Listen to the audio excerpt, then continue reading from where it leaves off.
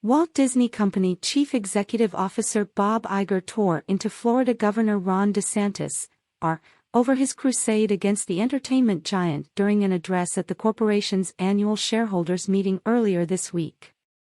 After Disney publicly condemned Florida's draconian "Don't Say Gay" law, DeSantis and the Florida legislature restricted Disney's autonomy in February by appointing a hand-picked oversight board for a special tax district, enacted in 1967, that has effectively allowed the company to self-govern Disney World. Previously, Disney selected the board members, the New York Times noted. But the new appointees, and, apparently, the governor, realized only last week that the Disney-controlled board, as one of its final actions, pushed through a development agreement with the company that would limit the new board's power for decades to come. The agreement gave Disney vast control over future construction in the district. The new board doesn't have any say. Iger believes that DeSantis' actions are anathema to economics and also violate fundamental American freedoms. But a year ago, the company took a position on pending Florida legislation, and while the company may have not handled the position that it took very well, a company has a right to freedom of speech, just like individuals do.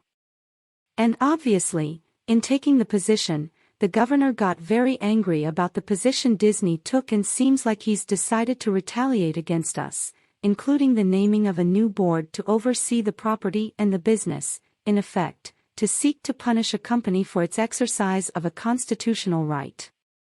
And that just seems really wrong to me against any company or individual, but particularly against the company that means so much to the state that you live in, Iger said.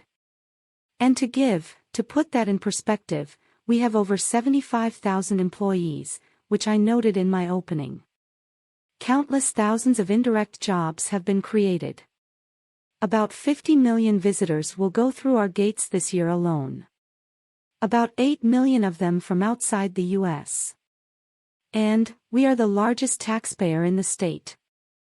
And you may find this interesting as it relates to future taxes, but we're currently planning now to invest over $17 billion in Walt Disney World over the next 10 years. And those investments, we estimate, will create 13,000 new Disney jobs, and thousands of other indirect jobs, and they'll also attract more people to the state and generate more taxes, Iger continued. And so our point on this is that any action that thwarts those efforts simply to retaliate for a position the company took, sounds not just anti-business, but it sounds anti-Florida, and I'll just leave it at that. Thank you very much for your interest.